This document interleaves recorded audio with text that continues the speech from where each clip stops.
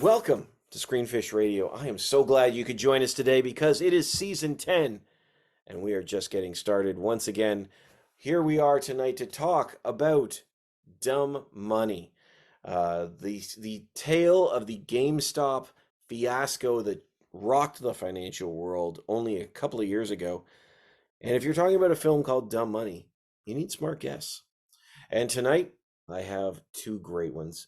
Daniel Maranan and Screenfisher Jason Ty. Welcome, gentlemen. Thanks, Steve.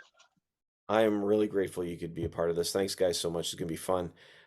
So, for you at home, grab your chicken tendies because we're going to talk about Dumb Money. Dumb Money tells the story of everyday people who flip the script Wall Street and get rich by turning GameStop into one of the world's hottest companies. In the middle of everything is Keith Gill, a regular guy who starts it all by sinking his life savings into the stock. When his social media posts start blowing up, so does his life and the lives of everyone following him. As a stock tip becomes a movement, everyone gets wealthy until the billionaires fight back and both sides find their worlds turned upside down. The film stars Seth Rogen, Paul Dano, Shailene Woodley, Pete Davidson, Sebastian Stan, America Ferrera, and more. And as always, this podcast is rated S for spoilers. So, gentlemen, let's dive in. What did you think of Dumb Money? I can go first. I saw it. I ended up seeing it 3 times in total. Um, one at TIFF, one with you guys, and one with someone else. It was really good. Um, I liked it a lot. I think it did well to portray the events of that week well, but also like the months before. I knew bits about like his life and whatnot, but it's cool to kind of like dive in and learn more. The acting performances were very well. Good cast too. I'm surprised it didn't do better on the box office. Um, but no, they also did really well portraying like the Reddit, the subreddit Wall Street Bets. Like they didn't like try to censor them or anything. Like the language is very vulgar, but I like that they kept that. And then like the big memes that they showed in the movie were things posted as well on the subreddit. So I liked it a lot. I don't think there's anything I could have I, that I felt missing that should have been added or anything. Yeah, like I agree with some points with Jason. Like it was pretty funny. Paul Dano, Seth Rogen, Nick Offerman. You just had like a stacked cast of just really talented people. Um, I guess some parts that I've been thinking about this a lot because it's a biographical comedy movie about the GameStop like saga, and I feel like it was only covering like a portion of the story.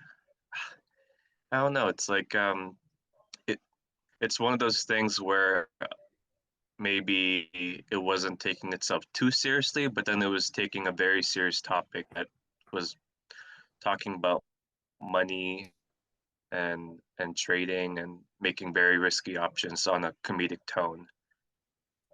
Yeah, I was thinking about it a lot. Like, did I like the movie? Yeah, like it was okay. Like, was it an excellent movie? Like, I don't think so. Like, I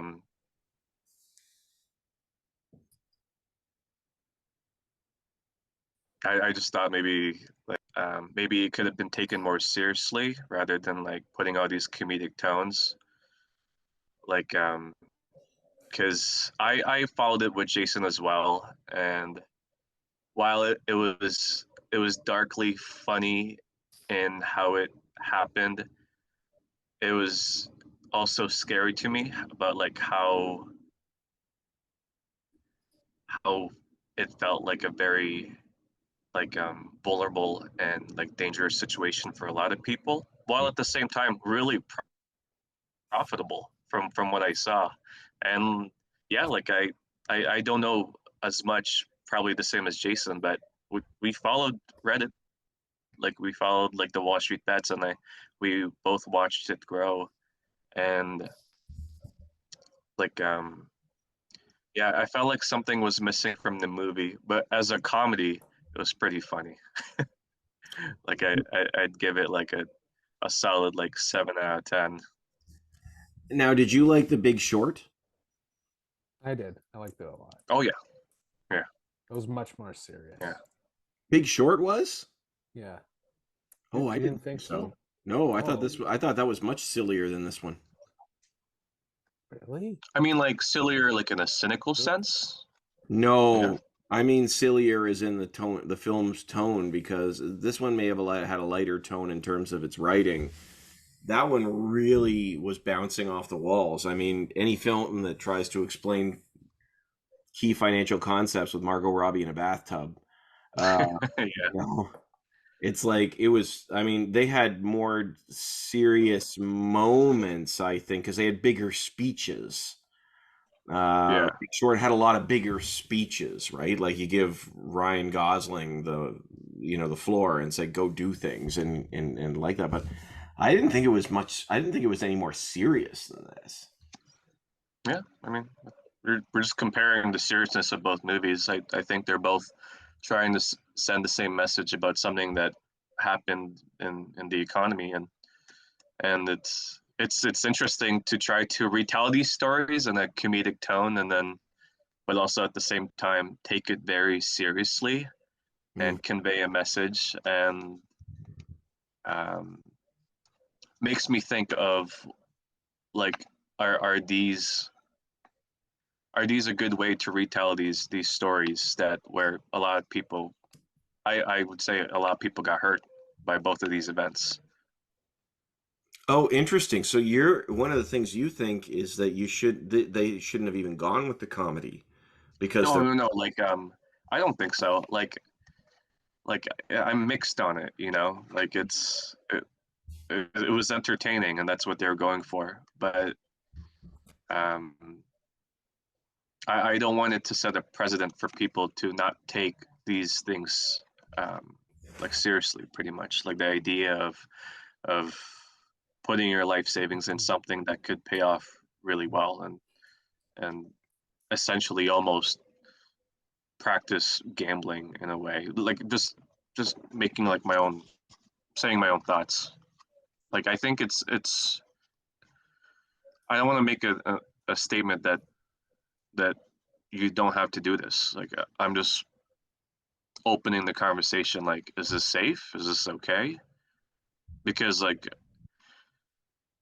when the crash happened, from I was only a child, but then I heard the stories of people struggling to pay off like their mortgages and people having to go bankrupt, and there wasn't anything funny about that, but there was something funny about like the GameStop Hmm. event, but not entirely, I think it because it is different because 2008 was about the corporate executives from banks giving mortgages to people that couldn't afford it, and then after that happened, they lose their homes, and then majority of America blamed poor people and immigrants.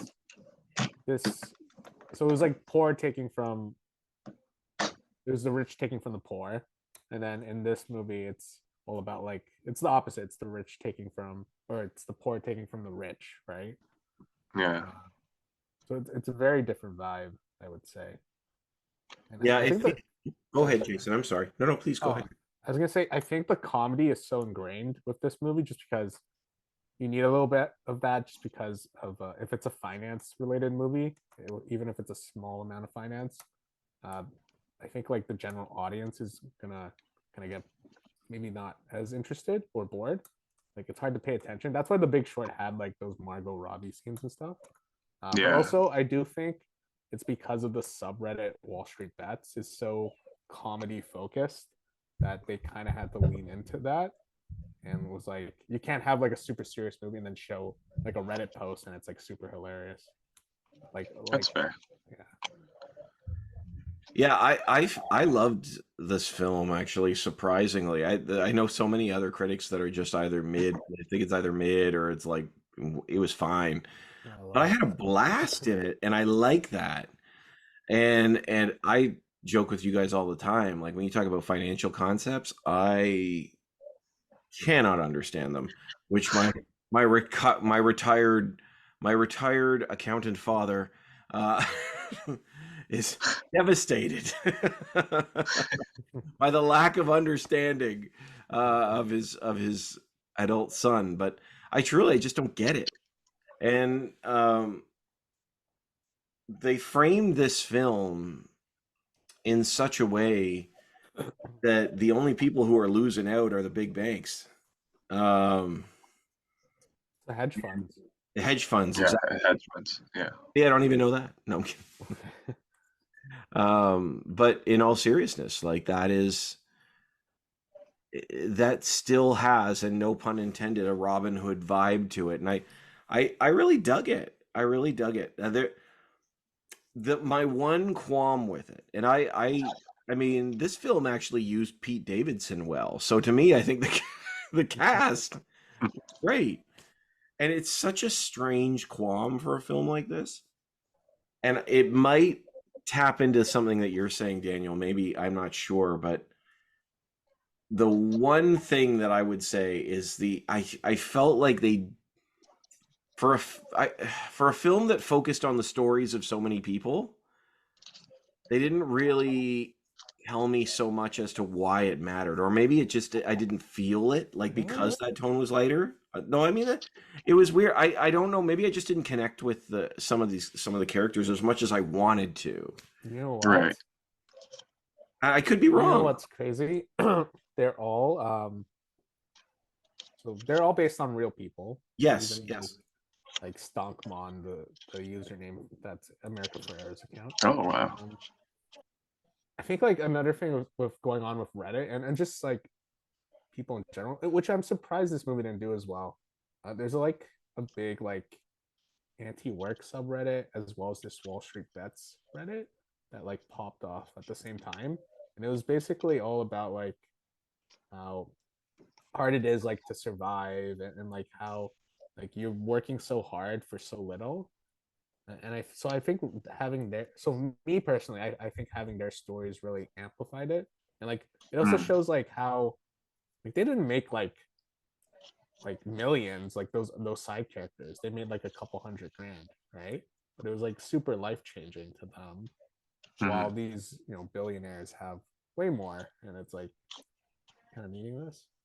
I want to know more about like how Steve like didn't connect with it, because like I think for me, from what I'm seeing between you guys, it's just a difference of ideals of like what's important to you. Like there's a lot of classist like themes in this movie, clearly like showing stories of working class people and ultra privileged rich people, and like a lot of themes of, yeah, I guess just a Robin Hood theme that Yeah. that that we just need to be able to distribute resources more evenly for everyone, or else like people will just steal from the rich. I want to say, it's not that I was pulling for the rich guys.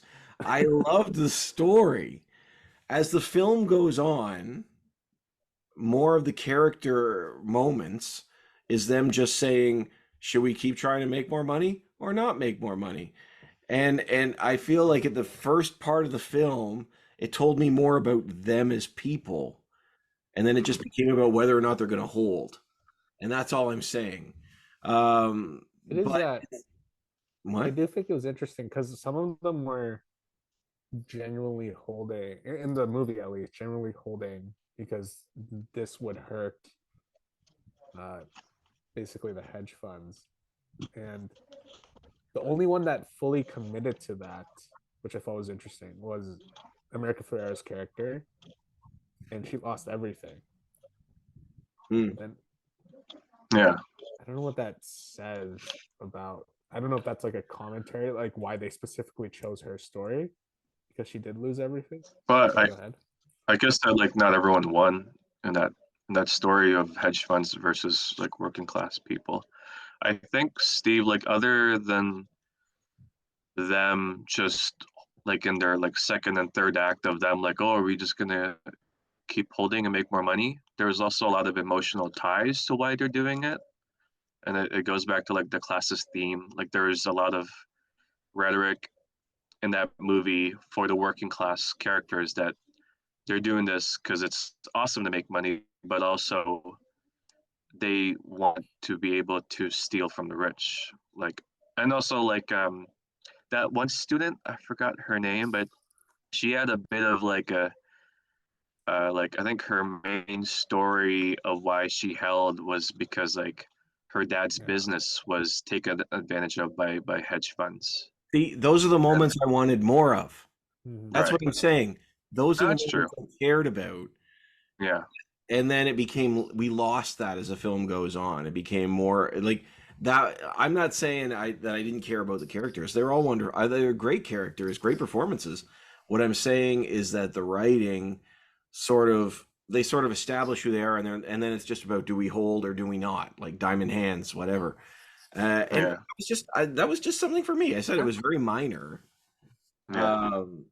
You know, I wasn't pulling for the hedge funds on this one. Oh, thank goodness. Oh my gosh. I wasn't standing there. I didn't feel bad for Gabe Plotkin, all right? I'm not rooting for him and Keith Gill. Poor Sebastian Stan. I said if he had just sold his vibranium arm, he would have had they would have gotten their money back. I think that was essentially like the rest of their storylines until like the result of like what happened with the GME stock. Like there wasn't much to it. They're like it just showed their net worth after, and I guess like nothing else. I think it showed It did, yeah.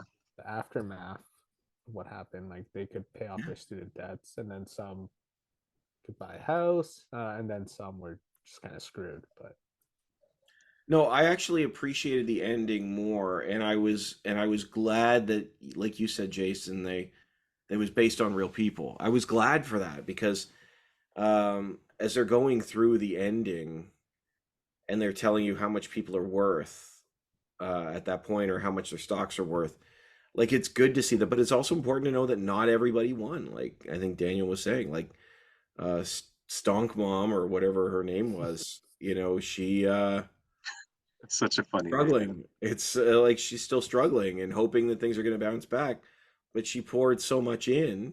And that's the thing about the stock market. Like you just never know what you're going to get. You never know what's going to happen. Is that a Forrest Gump line? what? That's what life is like. A box of you just said like a Forrest Gump. That was you never know what you're gonna get. I want to go back to something I think it was Jason that tapped into here. The idea of the stock being a battle, because what we see with what's the main guy's name? I'm sorry, it's Keith Gill. It's Keith Gill, right? Yes, that's right. I thought Keith Gill was the heavy investor, but no, that Keith Gill is the main character, Paul Dano.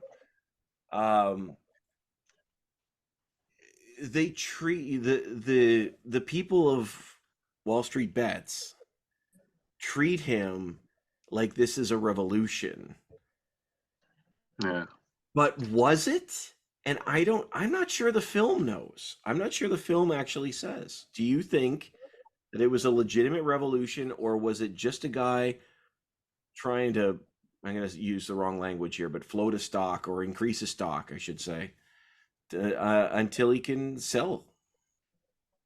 I mean, like a revolution is just to overthrow whoever they were targeting, and like it really did end up like bankrupting Citadel, the company. But I could be wrong, but I googled it. But then the same guy who owns Citadel, like he's still really freaking rich. So it's making me think like Melvin Capital was the one that went bankrupt. Oh, that was Melvin Citadel. Seth Rogen. Citadel is a bigger hedge fund, and they gave Melvin Capital additional a couple billion to buy some of the company. So that investment is gone because it went bankrupt. But they also had Citadel Securities, which was how Robinhood was doing their order flow and getting like a rebate off of. So that's Citadel. But No, to answer your question, I think it was a little bit of both. Realistically, I don't think any person. I mean, I'm sure there's some, but I don't think any person would do it just for like an actual revolution. And even if you look at his Reddit post history, like when his first post about GameStop, it was about like making money. It wasn't about like overthrowing any major organization. I do think it did change though, like part of his reasoning the why holding so long. Uh, but I think it's like 50-50 probably. Yeah. Yeah, he made disclaimers that this is, it's just his opinion with GameStop. Like, not everyone has to follow it. And then I guess at some point, people just started to see it as a revolution. It was it started out as not one and then it became an opportunity to be one. Okay, but yeah, okay. So was it an opportunity to be a revolution, or was it an opportunity to make some cash? Like, I guess Why it not was both? both because okay, it was a revolution in terms of them, basically taking money from Wall Street and big hedge funds as opposed to the other way around. Robin Hood. But yeah, exactly. And then also by them doing that, you also get money. Like the two things were correlated in the action. Maybe for some people, for sure, just wanted money. I didn't even know what was really going on with that whole. Like I was like I heard bits of it, but when I was there that week, I just wanted money. yeah. Like yeah, I Yeah. remember you talking to me uh, about this as it was happening, and you're sending me screenshots of stuff that's happening, and I'm like, first of all, I had no idea what it meant. I thought I would have been Keith's brother, who was like laughing, saying this is just idiotic, and then be too late to the show that you can't get in the door. Um, but yeah, like you were in it to make some cash when you talked before. Like you were in it. You did some stuff. In all is I'm going to focus in on here for a second. At any point, did you sit there and say, this is our moment. Let's take down the hedge funds. my priority, to be honest, I'm sure it's like a lot of people's. It was like, what's the best price to get out at, and try to time what is the highest point of this rally, Steve looks so so I proud can. right now. No, I'm not proud. I'm not proud at all. In fact, I I don't also think there's didn't. anything wrong with what he's saying. I think there's nothing wrong with what he's saying. Go ahead, Jason. Sorry, you It were was still talking. definitely it's definitely like priority number one was getting out at a good price.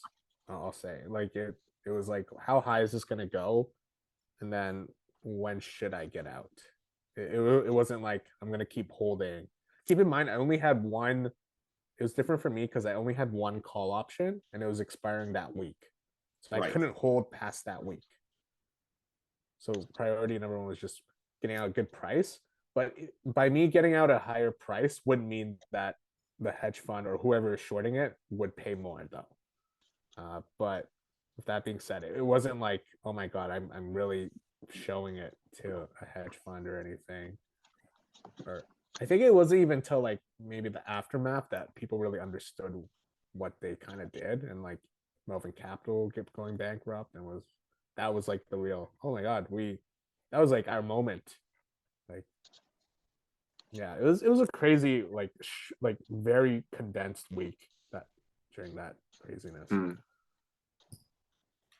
I actually think I like that even better, Jason, because to be honest, because I don't think it like I mean this film really paints it like this is our moment to bring them down. And I think like you, I think a lot of times people it was just afterwards and they went, "Whoa, look what we did." Mind you, I don't know. I was not involved. I was on the outside looking in. Um but I wondered that. And I want like I'm okay. I'm okay. Like if people thought, this is what we're trying to do. I'm just wondering where that line is because the film paints Gill as a hero for sticking it to the man, and I'm not entirely sure that's what he did. You know, that's what I mean. He did. I'm sorry. I'm not saying he did. Like he absolutely did, but I'm not sure if that's why he did it. Um, maybe it was. Maybe it was. It also could have been maybe. I mean, I'm just viewing it based off his actions and like what he posted on Reddit as well in his live streams. Mm. I've only seen clips of them, but I think it was money first, 100%. Like there's when he posted that Reddit post, it wasn't like let's get the hedge funds. It was like here's my explanation why I'm putting my life savings in the GameStop, and then eventually I think after he saw like the aftermaths and like basically what was going on, he probably was like, all right, I'm gonna maybe commit to this, or maybe it was like a character or something, but he did step from the public life. So I don't know. His last Reddit post that he showed was he pulled out 4 million in cash, and then he had 200,000 shares of GameStop. That was his last Reddit post, and he was like, which was a lot of his net worth at the time, and he was like, I'm gonna hold forever, is what he posted. Really? Yeah, I don't know That's if he crazy. did. It's very like he never posted his balance ever again after that. That was his last post. So for all we know, he could have just sold like the minute after he took that picture. Yeah. But it was 200K and the GameStop, and he was like saying, "I'm gonna hold like at this price. Anybody shorting, you're gonna have to pay an interest for keeping on to your short interest." Yeah, it's interesting. So I mean, okay, so you two uh, are more invested, no pun intended, in the financial world in some ways than definitely than I am. Is this something where you see that it actually really changed anything, or was it just like a really crazy moment? I don't think it did, unfortunately. Not For me much. personally. Melvin Capital went under, you know. I Yeah, think I was thinking about this question today too in preparation for the podcast. And if anything that I learned from it, I remember feeling a bit of passion from following the story of what was being shared on like it was a lot of news too, not just like the Wall Street bets, but there's a lot of people being interviewed and newscasters covering it, and like this whole sentiment of uh, like bringing down the hedge funds, like uh, by the actions of regular folks. And I guess like I was having a bit of a like an anti-establishment like feelings at the time of like yeah like the life that I know I'm gonna have, I'm gonna keep working for a while, and then it's all just to help richer people, rich people get richer, and just to, if anything, like I personally didn't even get invested into it, like money wise.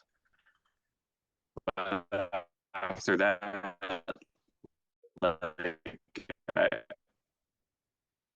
I I still followed Wall Street because Wall Street bets is like an entity that could probably bring down other hedge funds. And if there's anything I learned from that is that not really. I personally lost a bit of money, and after that I just learned because loser. pretty yeah, there you go. That's what I became. I became a loser, and then I learned that that was a moment that I missed where I could have made a lot of money, and that if I keep chasing like that moment, then I'm gonna mistreat my money, and that I should just try not to treat money that way.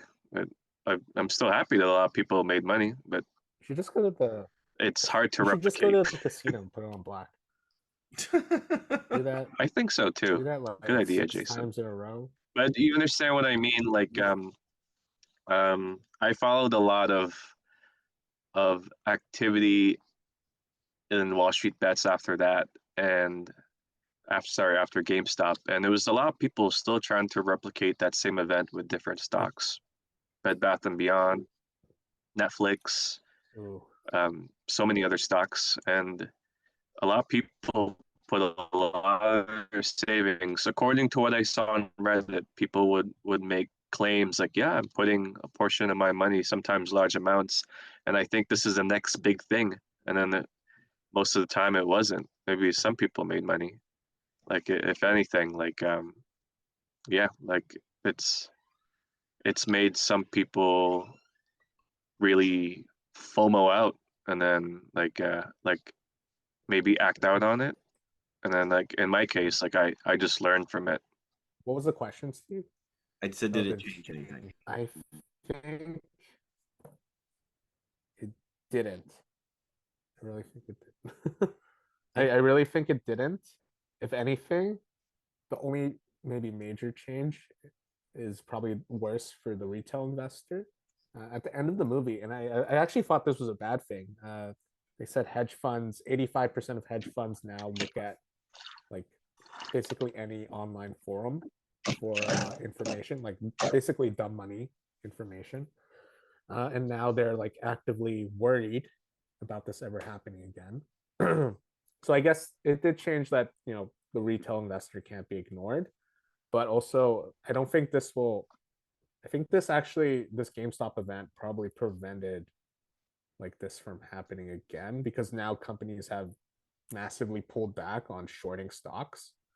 So I don't think it's kind of crazy seeing like on Wall Street bets, like people like, oh, this is the next GameStop. I'm like, there's no way that it's never going to be next GameStop because no hedge fund is going to over Never leverage. know that. Sorry. Because Sorry. I think, I mean, any hedge fund net from like this point on will know never to overly short a stock ever again because of what happened. They never want to be the next game like Melvin Capital because of that. Yeah, I think I read something online that now like usually when like any investor or like hedge fund, like they study all these factors about with the potential movement of where a stock could go. But now like after GameStop, one of the factors that they consider now is social sentiment, like what is happening online, and like considering putting that into their risk. And it's it's like it seems like if anything, richer people, if we're gonna view them as the villains from the movie, like they got smarter. Yeah, it's unfortunate. Um, I mean, you've seen it with so many stocks, like where people just like the stock and it'll go up. Like Tesla's another big one. Yeah. That's happened to. Um, it's pretty nuts, and I hate that nothing. To answer your question again, Steve, I think it's unfortunate nothing has changed, especially like towards the end of the movie as well, where it's like going through the SEC filings where they found I don't know if you guys remember this. They found the text between Citadel and Robinhood, and Citadel was like, "Hey, shut down the buy option," and that is Yeah. illegal. That is manipulating the market. And then Mm. nothing happened. They didn't go to jail or anything. And to this day, there's no current regulation where it's like, hey, maybe he should have went to jail, or like we should change.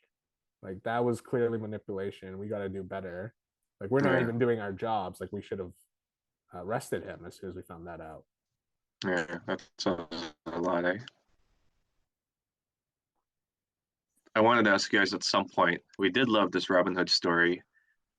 Like it was about like engaging in a financial tool where the more people invest in it, the more they'll have to pay for the stock, and eventually, like some people will get hurt from this, and it's really good for the ones who got in early, but then it's just I don't know, it eventually just feels ironic to me where like it's a revolution where a lot of people will will win, but also a lot of people will get hurt at like the revolution is like at the cost of other people's bank accounts, as we saw with like America Ferrera's like character.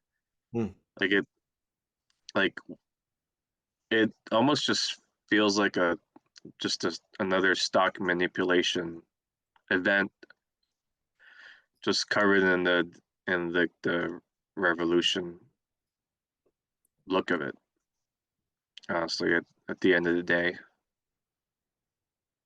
What was the manipulation part? I mean, like not that there was someone to blame for stock manipulation, but it just happened naturally with like everyone who rallied up. But like, isn't it technically that a stock should be growing just based off its performance and its like potential revenue growth? But if someone, not just Keith, but many other people are just spreading the word that they should be buying this because of this reason rather than like, I don't know, like just a regular aspect of business growth, like many other people would do that, like to this day, of trying to shill a certain product and say that this is really good and that more people should buy this. But like it's great for me because I did see like the aspect that you should buy for this really good reason from a classist perspective. But like I guess in any revolution, like regular people get hurt. If we're thinking about revolutions in the past, like a lot of people at the front of the war, they died for the good of a cause. But then in this case, it's using a financial tool, the Robinhood app, and like I read people who bought GameStop at $250 and was hoping it would go up to 1,000. And I hope they sold. Yeah.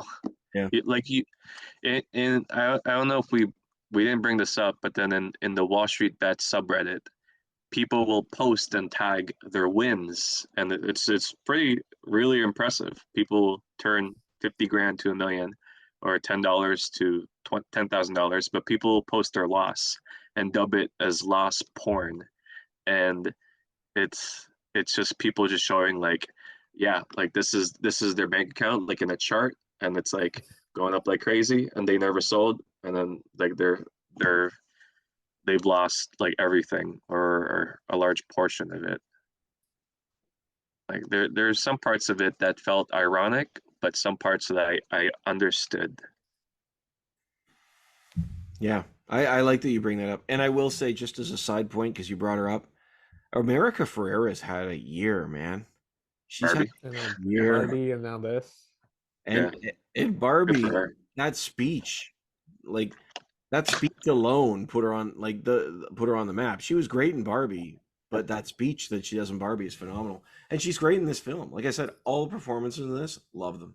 I think every cast member Yeah, is clearly having fun.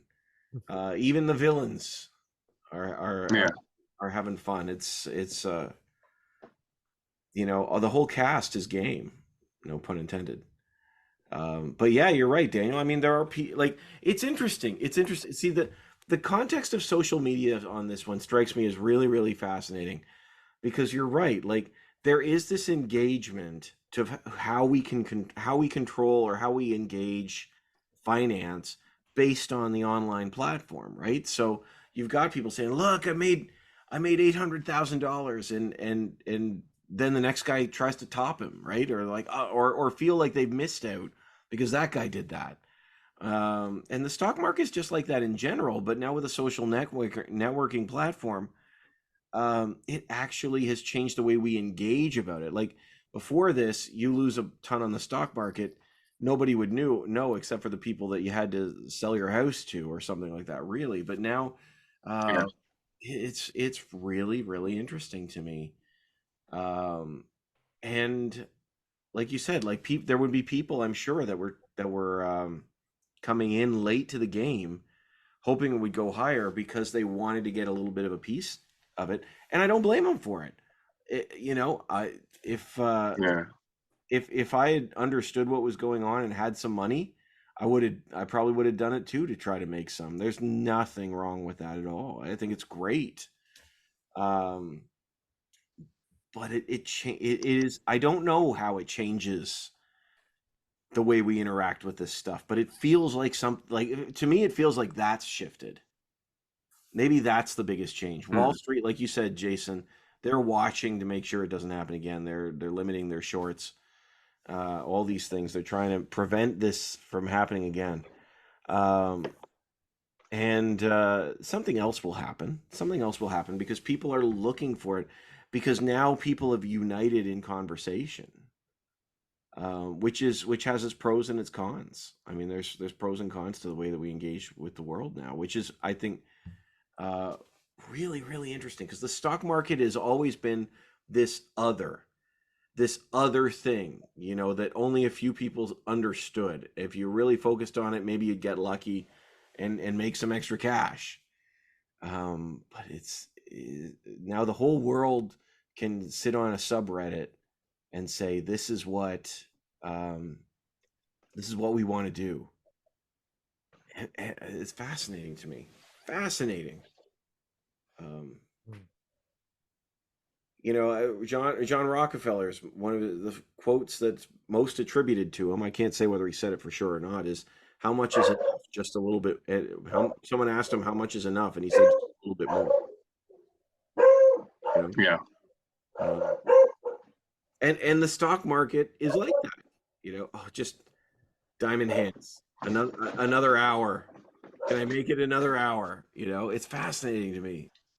Anyway, you know what, guys? Honestly, I really appreciate this conversation. It's been so much fun. But we should probably get ready to wrap this up. So let's screen it or skip. Okay. Let's screen it or skip it. Dumb money. Screen it or skip it. I'd screen it. I think the acting just carries the story enough, and it's a really entertaining story that happened like not too long ago. Also, like, it's funny that they were also putting in that COVID story, like in the side, like people were still wearing masks, and then like the vaccines were being rolled out, and like the nasal test. It's like so recent, and that makes it more compelling for me. Yeah, it's good. That is interesting. We didn't talk about that at all. Yeah, this was all Yeah. of this stuff going on is during COVID. So people were already mad. They were hopped up. Yeah. Did you guys notice how, it's funny you mentioned mad. Most characters that were enforcing the mandates were someone like of power or something. Like for example, that GameStop guy, every time he went in or he had his mask down or something, like his manager was like, hey, mask up, mask up. It's always like someone like enforcing it on them. And then the hedge fund guys had none of that, no mask at all or anything. I think they used it as a metaphor for like the power difference and how like laws don't apply to them if you're rich. I mean, the manager also had to wear the mask, but Yeah, but he I was think, enforcing it, is what Jason's saying. yeah, He was saying, make I sure you have it up. mean, you should have it up. Sorry, it didn't really stand out to me. Really? He kept saying it multiple times in the movie, the GameStop guy. I don't think it was a coincidence. And he was like, hey, mask up, mask up, mask up, remember I, your mask. And then I just thought he was being sorry. Go ahead. I was just gonna say again, the hedge fund guys, they moved their whole company to Florida, from New Yeah, York to Florida, because they had the money and there was no mask mandates or anything.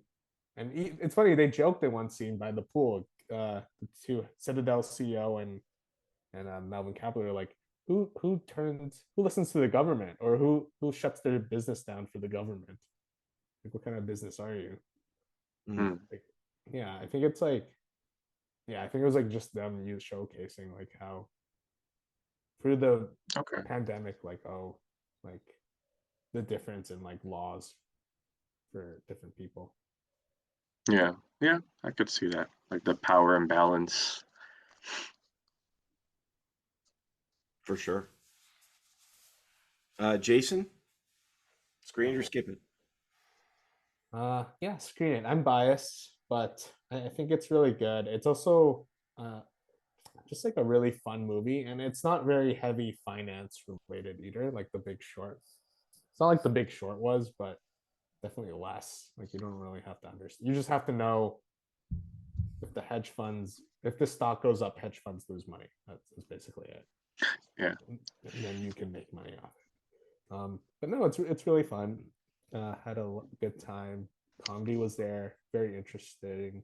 And again, it's based off something that happened not that long ago as well. Oh, great. Yeah, I like this movie a lot more than a number of other people I've talked to, and I really had a lot of fun with it.